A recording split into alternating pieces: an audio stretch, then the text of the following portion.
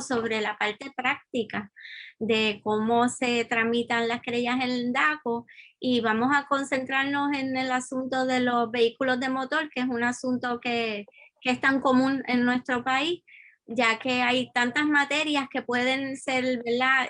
Incluidas en el proceso, pues hemos escogido esa para poder llevar a cabo los ejemplos y la discusión. Adelante, licenciado Valenzuela.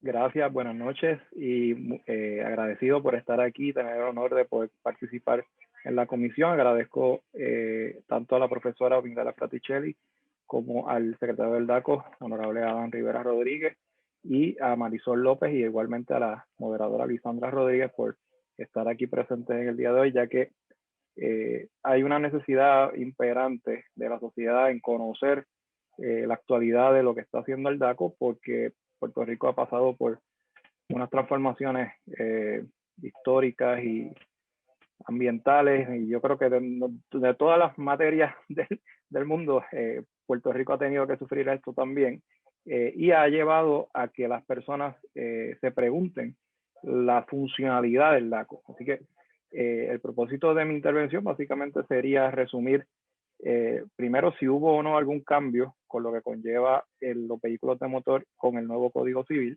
y segundo, el proceso, ¿verdad?, que se tiene que llevar en el DACO de manera que las personas estén informadas sobre eso. De igual manera, también hay que enfatizar y hay que partir de la premisa. La agencia DACO fue creada no tan solo porque busca proteger al consumidor, sino también para crear un balance, ya que tenemos que partir también de la premisa de que vivimos en un sistema capitalista neoliberal donde la economía tiene que mantenerse fluyendo. Y tanto los consumidores como los empresarios o los comercios tienen que mantener esa, diría yo, empatía entre ambos para que la economía continúe moviéndose. Así que el foro yo creo que va dirigido a que todos nos informemos, porque tanto los consumidores como los comerciantes tienen derechos y hay que garantizarles el debido proceso de ley. Y esto no es un ejercicio de ver quién tiene la razón o no, sino de exponer cómo es que funciona la agencia, y ese es el propósito mío, por lo menos aquí hoy. Al buscar en el Código Civil nuevo del 2020 y verificar la jurisprudencia sobre lo más reciente del DACO, que tiene que ver con automóviles, pues aunque se aprobó el Código Civil en el 2020 nuevo, la ley 7, que es la ley que habla sobre DACO, que fue aprobada en el 79, reconoce lo que también es la ley de garantías de vehículos de motor, y esta ley al día de hoy se mantiene intacta, al igual que todas las defensas que se plantean en ella. Y por lo que pude encontrar también, el reglamento de DACO de garantías de vehículos de motor, que es el 7159 del 6 de junio de 2006, todavía también se mantiene vigente. Y este reglamento lo que persigue básicamente es proteger adecuadamente a los consumidores y a sus inversiones en la adquisición de un vehículo de motor, procurar que el vehículo de motor que adquiera todo consumidor en Puerto Rico sirva para esos propósitos, el cual fue adquirido, y que reúna estas condiciones mínimas necesarias para la protección de su vida y propiedad. Y tercero, prevenir las prácticas ilícitas en la venta de vehículos de motor en Puerto Rico. Esto, obviamente, sin importar si el vehículo es usado o nuevo. También señalo esto porque en Puerto Rico se mueve mucho lo que es la economía informal. DACO, el consumidor tiene que saber que es para proteger al consumidor de los comercios. Si usted, por ejemplo, compra un vehículo de motor individual a otra persona, pues esa persona no es un concesionario y por ende es una acción personal entre dos personas privadas, valga la redundancia. Y DACO entonces entraría cuando es, por ejemplo, un dealer de automóviles o un concesionario como tal que se dedica a ese negocio. Así que eso también hay que aclararlo, porque hay mucha desinformación por parte de los consumidores de que rápido dicen, pues te llevo a DACO porque compró algo en algún website, que eso obviamente complica también la situación, porque es más difícil poder adquirir esa jurisdicción que tiene el DACO. Así que por tal razón, pues quería decir unos aspectos prácticos de cómo es que se presenta esta querella y lo que debe proceder, ¿verdad?, dentro de la agencia. El departamento obviamente investiga las alegaciones que se hacen y recopila la evidencia. va a hacer una investigación exhaustiva antes de poder citar a lo que es una vista evidenciaria. Y para ello, una vez se presenta la querella, el proceso, pues el querellado tiene 20 días para contestar esta querella. Sin embargo, por razón de que, como mencionó el secretario, se ha tenido que cerrar la oficina de Ponce, han habido unas relocalizaciones por razón de la pandemia y de los terremotos, y obviamente lo del huracán María, pues estos términos se han extendido y también plantea de que cada querella tiene alrededor de un tiempo de 120 días hasta 180 para ser resuelta. Sabemos que dentro de lo que es lo práctico y lo que es lo cotidiano, pues no se cumplen esos términos, y ya el secretario Rivera Rodríguez nos ha explicado de que se está acelerando el proceso, pero nos gustaría brevemente que nos dijera cómo son esas relocalizaciones, por lo menos en las áreas, en las regiones, para que el público en general pueda saber cómo está funcionando ahora mismo el DACO en cuanto al trámite de esas querellas. Sí, varias cosas. El DACO tiene 5 oficinas regionales que están distribuidas en San Juan, Caguas, Ponce en Santa Isabel, Arecibo y Mayagüez, ¿no? Cada región opera en función de las querellas que van presentando los consumidores, y es lo que se determina la competencia del foro es la residencia del consumidor, ¿no? Y a esos efectos, pues nosotros identificamos, y no sé si un poco en la pregunta que me está haciendo el licenciado, sino con mucho gusto la arreglo. Nosotros hicimos un plan que es integral, pero que atiende las necesidades particulares de cada oficina regional. Y fuimos al atraso individual por oficina regional, porque hay unas que están más atrasadas que otras. En el caso de San Juan y Ponce son las que más atrasos tienen, porque son las operaciones más grandes nuestras, ¿no? Y son las que estamos enfatizando en la aceleración de querella. Y hemos visto sí un resultado, ¿no? A veces me dicen, ¿se está cumpliendo con estos términos de 120, 180 días? Y la respuesta es que en una gran cantidad de casos sí. Yo creo que por primera vez las estadísticas que estamos levantando nos dicen cuándo se está presentando una querella, cuándo se está resolviendo. Y yo en las últimas informes he visto que se están resolviendo casos que se presentaron en mayo, que se presentaron en junio mismo, que se presentaron en abril. O sea, que la función, o sea, la resolución de casos varía en función de la complejidad del caso, varía en función de las partes que están involucradas, de cuánta cooperación nosotros recibimos también de las partes, porque muchas veces los consumidores o los establecimientos comerciales pues no asisten a las vistas, hay que darle fecha posterior y el caso se va postergando, ¿no? Y sí, hay un elemento también de que hubo durante unos meses que DACO estuvo inoperante y ese atraso pues se siguió rodando y es el que estamos enfrentando hoy. Pero yo estoy convencido que con el plan que establecimos, en un año, año y medio, podamos cumplir con el 100% de las querellas dentro de esos términos que establece tanto la ley orgánica como la LPAU. Secretario, aprovecho para preguntarle, Sí. y le agradezco la respuesta. ¿Han tenido escollos en cuanto a lo que es el presupuesto anual que se aprueba, ¿verdad?, para propósitos de la agencia? Y si la ley promesa en alguna instancia ha detenido, ¿verdad?, por razón de las congelaciones que ha habido en los presupuestos y todo lo demás, si ha afectado en algo al DACO.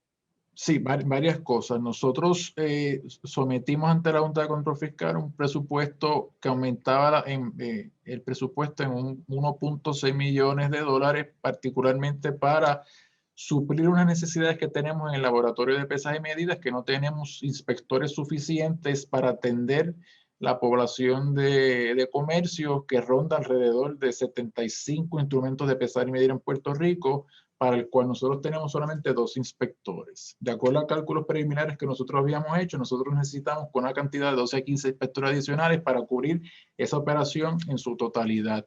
Nosotros hicimos la solicitud a la Junta de Control Fiscal, a OGP. Sin embargo, la Junta denegó ese pedido. El presupuesto nuevo no contempla una partida, aunque sí contempla una partida parecida a la que nosotros habíamos propuesto a la Junta. Cuando hicimos el análisis, vimos que esa partida la sacaron de la nómina regular. O sea que ahora nosotros estamos en la posición de que tenemos que solicitar a la Junta ese dinero que ustedes me dieron extra, pues no, realmente lo necesito para la operación que yo tengo hoy, pero porque me lo bajaron estas otras partidas, que sin ese dinero en esas partidas, yo no puedo sostener la operación. Así que estamos en el proceso de nosotros solicitarle a la Junta la transferencia de esa partida otorgada adicional para la operación ordinaria de la agencia. Importante, nosotros hemos estado en colaboración con algunas entidades sin fines de lucro, algunas entidades educativas para llegar recursos al Departamento de Asuntos del Consumidor. Como cuestión de hecho, nos hemos reunido con varias universidades y también estamos en trámites con la FAF para identificar unos fondos particulares a aquellas agencias que sufrieron un impacto grave con lo del coronavirus, y estamos confiados de que eso sí va a rendir fruto y que el plan de nosotros hasta probablemente lo atendamos hasta antes de tiempo.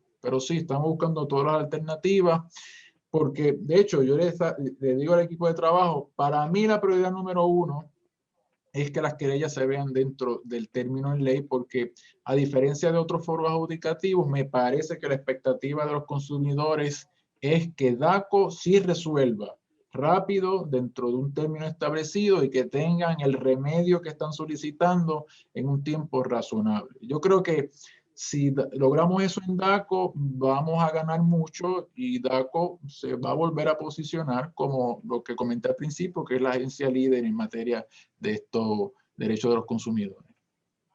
Y aprovecho, secretario, para preguntarle, ya que verá usted pues, tiene conocimiento de posibles enmiendas que hayan a la ley orgánica de DACO. Usualmente cuando está en el gobierno pues se entera de todas las, ¿verdad?, de legislaciones que estén pendientes. Le pregunto, ¿hay algún movimiento en el bullpen, como dicen aquí popularmente, de enmendar la ley orgánica del DACO o darle más poderes o quitarle o simplemente limitarlo en su función regulatoria o su función adjudicativa? ¿Hay algún cambio que usted vea por parte del Senado y la Cámara? Hay varias cosas que se están discutiendo. El más que a mí me preocupa ahora mismo es una resolución investigativa de la Cámara de Representantes para considerar quitarle al DACO la facultad de evaluar todos los casos que tengan que ver con propiedad horizontal. A mí me parece que un cambio de esa naturaleza sería nefasto para los titulares de los condominios en Puerto Rico. Me parece que DACO es el foro apropiado, es el foro amigable para que los titulares puedan tramitar sus causas, es el foro con expertise que la llevamos acumulando ya por varios años, desde el 2003 con la gran reforma de ley de condominios anterior. Me parece que con una enmienda de ese tipo perderíamos todo, perdería DACO, perderían los titulares y perdería el ordenamiento. Me parece a mí que si hay algún tipo de preocupación con respecto a cómo DACO está evaluando ese tipo de casos, no debería estar acompañado de un cambio de ley, sino debería estar acompañado de una asignación mayor de recursos. Importante destacar este tipo de casos de condominios por la naturaleza de lo que implica y muchas veces por la cantidad de partes que están involucradas, toman un poquito más de tiempo que los casos ordinarios. ¿Por qué? Porque estamos hablando a veces de que hay condominios que tienen 500, 600 unidades de vivienda y eso crea unas complicaciones. Porque, por ejemplo, hablando de un caso sin mencionar nombre, recientemente nosotros emitimos un remedio, pero para que ese remedio se pudiese dar, tenía que celebrarse una asamblea en un condominio que tenían que sentarse 700 personas a dilucidar una controversia. Y lo que ese tipo de mecanismo ocurre toma tiempo, ¿no? Así que hay unas cuestiones inherentes que son del ordenamiento que no se van a poder subsanar porque es la naturaleza de la regulación, pero hay otras administrativas que sí, y esas son las que estamos atendiendo y para demostrarles tanto a la Asamblea Legislativa como a la ciudadanía de que nosotros podemos trabajar esos asuntos. Sí, otra de las cosas que yo quería mencionar, sí han hecho acercamientos para hacer una revisión completa a la ley orgánica, pero lo cierto es, y yo estoy abierto a considerar eso, varias cosas. Lo cierto es que cuando uno analiza la ley orgánica del DACO del 23 de abril de 1973, es una ley que ha envejecido muy bien. Cada vez que nosotros tenemos una controversia o tenemos un problema, la ley orgánica nos da la solución. Y eso significa que es una ley que se pensó bien desde el principio, que adelantó controversia, que adelantó herramientas que podemos utilizar para defender a los consumidores y para entender problemas. Yo creo que es una de las mejores leyes que casi ya tiene 50 años Y cuando uno la lee, cualquiera diría que la escribieron ayer pensando en cosas, adelantando avances tecnológicos, adelantando controversias. Así que ese tipo de leyes que son así, hay que tener mucho cuidado cómo uno las maneja, que no vaya a ser por querer mejorarlas, uno las termine dañando. Lo otro es, me parece a mí que el cambio más grande que se puede hacer en el Departamento de Asuntos del Consumidor, y yo lo comparo con la Federal Trade Commission. Una de las grandes fallas de esa ley orgánica original, y tiene sus razones, es que no se le dio al DACO la facultad para tramitar los asuntos monopolísticos desde el inicio.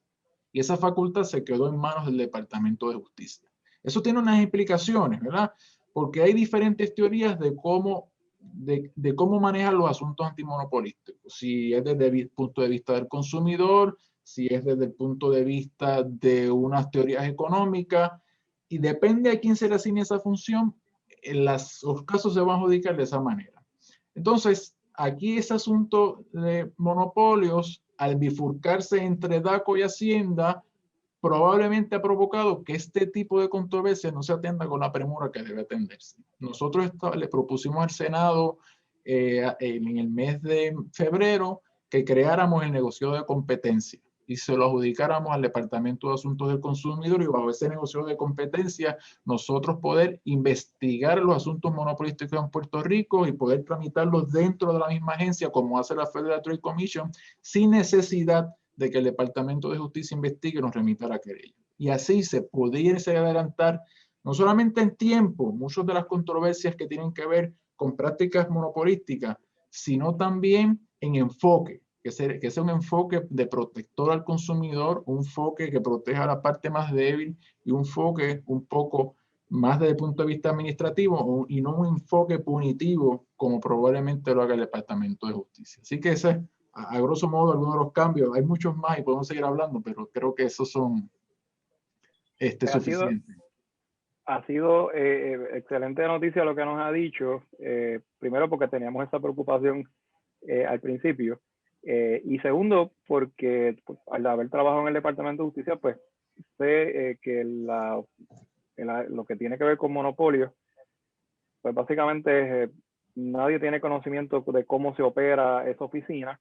Me parece que el enfoque, y en eso coincido con ustedes, que el enfoque de ponerlo en el Departamento de Justicia más que nada parece ser punitivo que pro consumidor, porque el departamento, por lo menos en mi recuerdo, la última vez que se procesó algo relacionado a monopolio fue a principios de los 2000, relacionado a una multinacional que me voy a reservar el nombre, por razón de que es mi cliente. Y no quiero decirlo, pero en ese momento se dio esa situación y se hizo a la luz pública, pero la oficina antimonopolística realmente no se sabe mucho de ella. Así que ese cambio sería algo positivo. De igual manera, me gustaría que la profesora Migdela Fraticelli si nos puede abordar sobre cómo fue que se aprobó en ese entonces la ley orgánica del DACO y nos puede dar un poquito de trasfondo histórico sobre eso. Recordar en mis tiempos en el Departamento de Asuntos del Consumidor me parece sumamente interesante. Me gradué en 1973, en mayo del 73, y un mes antes había nacido el Departamento de Asuntos del Consumidor. En aquel momento, yo le decía hace unos días reunidos, ¿verdad?, el panel, preparándonos para esta noche, que se consideraba el DACO como la superagencia. Incluso llegábamos a los tribunales y los jueces que estaban viendo las peticiones para hacer cumplir orden o las revisiones judiciales, porque las revisiones judiciales, cuando se cuestionaban las determinaciones del secretario, se veían ante el Tribunal Superior. Ni siquiera era el Tribunal de Primera Instancia de ahora, estoy hablando de 1973. Yo estuve en el departamento hasta el 1977. Y la realidad es que esos jueces, cuando llegaban los abogados del Departamento de Asuntos del Consumidor, yo quisiera que algunos de esos compañeros de esa época me estén escuchando, para que recuerden cómo era que teníamos que enfrentarnos a jueces que realmente resentían que el departamento tenía más jurisdicción y más autoridad que el propio tribunal en muchos de los asuntos que adjudicaba. Porque como me dijo uno de los jueces, ustedes no tienen ni siquiera límite de cuantía. Yo tengo límite de cuantía, o sea, ustedes no tienen límite de cuantía, ustedes no tienen límite de materia. O sea, éramos la superagencia que realmente más que de ejecución y regulación o reglamentación, era de adjudicación de derechos de consumidores que estaba de moda. Eso era lo que estaba de moda al comienzo de la década del 70, los derechos del consumidor. Y la realidad es que yo he visto a través de los años que esa legislación tan ambiciosa sigue presente. Esa legislación está casi intocada, o sea, es básicamente la misma legislación que se aprobó en aquel mes de abril de 1973. Pero por algunas circunstancias, como decíamos, todo se agota en la vida, todo se agota, y es posible que con el tiempo nos acostumbramos a tener una agencia allí que resolvía algunos asuntos, pero siempre hay como tentaciones exteriores, colaterales, como decimos, ¿verdad? Y si el DACO no avanza a resolver mi asunto, pues yo me voy entonces a una televisora y allí pues trato de resolver el asunto de una manera a veces improvisada, con la mejor intención del mundo, porque no dudo que las personas que están tratando de resolver estos asuntos tengan la mejor intención del mundo, pero la realidad es que ese proceso informal no tiene, como decía el señor secretario, las garantías del debido proceso de ley que merece tanto el consumidor como el comerciante. Y sobre todo, esa decisión del DACO pasa por un proceso de evaluación jurídica para ver cómo las normas protegen no solo al consumidor, sino también al comerciante, sino que también tiene unas garantías de corrección, porque si usted no está de acuerdo con lo que resolvió el secretario, usted puede ir al Tribunal de Apelaciones a que se revise esa decisión y eventualmente llega a la última instancia, que es el Tribunal Supremo. Así que sabemos que incluso ante la posibilidad de que la agencia se equivoque en su análisis, tenemos las vías apelativas judiciales para tratar de resolver ese desvarío, si es que ha habido alguno en cuanto a la apreciación de la prueba o en cuanto a la aplicación del derecho. Pero el consumidor tiene algo mejor a su favor, y es que en el proceso administrativo, que yo creo que el compañero Valenzuela va quizás a entrar a analizar en cuanto a cómo compara el proceso en la agencia y el proceso judicial. La realidad es que en el proceso administrativo llegamos a los tribunales con una presunción de corrección, porque la agencia tiene una expertise, tiene una experiencia, tiene una competencia que le ha sido delegada por el legislador. Por tanto, la Asamblea Legislativa delega toda esa actividad económica adjudicativa en el señor secretario, y él tiene que ejercerlo con la competencia y con la responsabilidad debida. Por tanto, esa decisión del secretario llega a los foros judiciales con una presunción de corrección, primero. Así que la deferencia administrativa de por sí abona a favor del consumidor. El consumidor que tiene a su favor una decisión del DACO, cuando llega al Tribunal de Apelaciones, tiene esa presunción de corrección a su favor. Igual ocurriría con un comerciante. Si se ha desestimado la querella del consumidor, el comerciante tiene también a su favor esa misma presunción de corrección. Y si la agencia entendió que el consumidor no tenía la razón, no se la va a dar. Pues obviamente desestima la querella, que es lo que procede en esos casos. Pero yo creo que desde ese lustro que casi tenemos ejecuciones por una agencia, como dice el secretario, que está hecha para servir, porque el DACO no solo reglamenta, sino que tiene la mayor parte de su actividad va dirigida a servir, a adjudicar querellas, a conceder remedios. Por tanto, yo creo que de alguna manera el gobierno de Puerto Rico, el Poder Ejecutivo, la misma Junta deben estar atentos a que si esa es la labor del DACO, el DACO debe recibir el apoyo económico y el apoyo gubernamental necesario para seguir sirviendo al país. Porque de verdad que todo esto que estamos hablando no es otra cosa que la dinámica de la economía. El compra y vende, en donde hay unos comerciantes vendiendo y hay unos consumidores comprando. Es decir, que ahí en el DACO se concentra la dinámica, el meollo de la dinámica económica del país. Por tanto, hombre, el señor secretario tiene derecho a reclamar fondos para poder cumplir bien su función y sería mezquino negarle los fondos.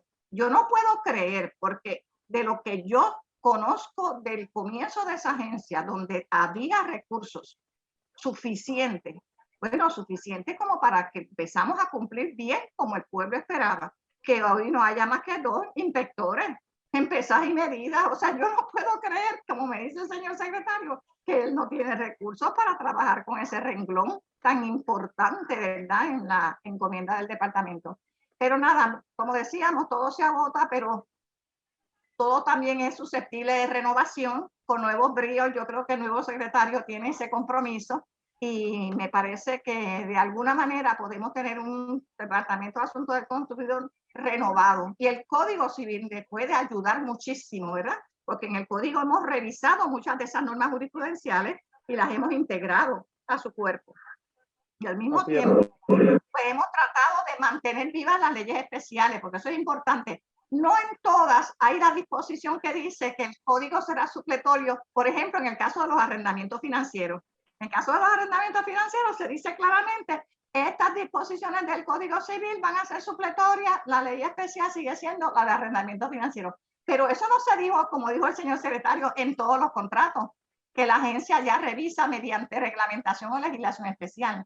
Así que eso es algo que hay que revisar y que yo invito obviamente a todo el que tenga interés en la materia que colabore para mejorar lo que dispone el código y al mismo tiempo para tratar de renovar esa legislación especial y esa reglamentación especial que actualmente administra el DACO y que puede quedar un poquito afectada por las nuevas disposiciones del Código Civil. Definitivamente, profesora, y quería añadir también que cualquier sistema democrático que sea fuerte depende del consumidor, porque si las personas colectan bienes, riquezas, pues obviamente van a querer consumirla, y la garantía que le pueda dar el sistema, tanto al que vende como al que compra, es precisamente mantener el flujo económico. Y por eso partí de la premisa con eso al principio, porque Puerto Rico en los 70, como saben, tuvo un desarrollo vertiginoso al punto de que la gente pues podía empezar a adquirir bienes, servicios, automóviles, lanchas, etcétera. Y ahí entonces la sociedad se va complicando. Lo que queremos, por lo menos también en el foro, es que eso siga de esa manera para que la economía se fortalezca también. Y por tal razón, pues me di la tarea de investigar el reglamento aplicable que tiene que ver con garantías de vehículo de motor, y todavía el reglamento 7159 está vigente, y este reglamento obliga a la persona que vendió o el concesionario que dio que vendió este bien mueble a proveer la reparación cuando el mismo esté en garantía.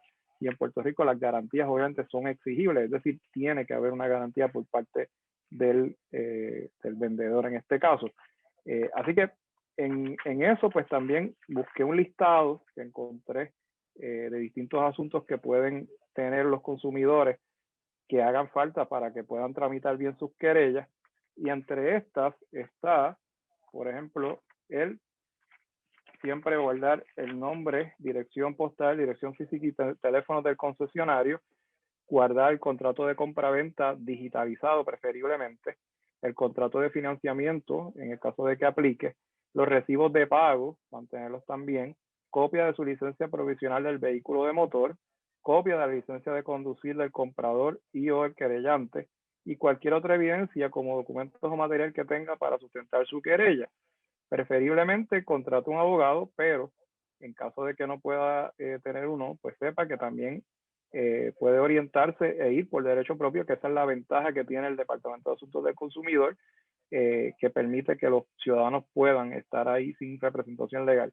Claro, preferiblemente es tenerla mejor, porque la parte contraria pues tiene su derecho también a hacer lo propio, y en todas las ocasiones siempre va a ir con abogado, así que es mejor que vaya bien preparado sobre ese particular.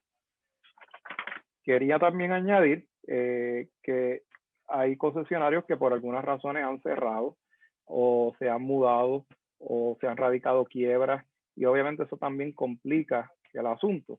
Y por tal razón, usted tan pronto haga una transacción como consumidor, tiene que perpetuar toda esta información de manera que pueda conseguirse eventualmente y se pueda adquirir jurisdicción.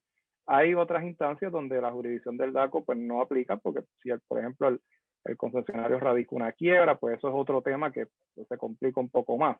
Pero la idea es que el consumidor sea responsable en poder perpetuar toda esa prueba que tenga y saber que tiene que guardarla y de igual manera educarse para hacer el proceso más fácil. Porque de igual manera DACO no tiene una varita mágica para resolver los problemas de la gente. Y por eso el consumidor tiene que ser más responsable en ese particular. Básicamente esa va a ser mi intervención por ahora. Si tienen alguna duda o pregunta o algunos comentarios adicionales. Una vez se tiene una resolución de parte de la agencia, ¿cómo se hace cumplir la misma? ¿Qué alternativas tiene el consumidor para que se pueda hacer cumplir? Si pudiera abundar un poquito sobre eso. El tribunal de primera instancia tendría jurisdicción para poder ejecutar esa resolución por parte de DACO, de manera que se pueda entonces conseguir lo que dice la resolución. De igual manera, también hay que señalar, como mencionó la profesora, que cuando uno va a DACO, en las situaciones de automóviles, uno también puede ir al tribunal. Pero la diferencia que tiene el Tribunal de Apelaciones y lo rápido que pudiera ser la resolución de una revisión judicial, es decir, el Tribunal de Apelaciones te facilita ese trámite, porque ya de por sí le está dando deferencia al organismo administrativo. Y eso también es otra ventaja, tanto yo diría que para el consumidor y para el propio concesionario o el vendedor o el comerciante, porque le da esa certeza de que ese caso en efecto se va a resolver. Y sabemos que el Tribunal de Apelaciones, por lo menos en mi opinión, en los últimos 10 años o 15 años, ha movilizado mucho y ha logrado adjudicar bastantes controversias de manera expedita. Y que eso ciertamente habla muy bien de un sistema, porque vendría siendo un foro revisor dentro de lo que es una agencia. Y si ya de por sí en la agencia puedes ir sin abogado, pues eso también ayuda bastante, porque le estás dando acceso a la ciudadanía en general. Muchísimas gracias, licenciado.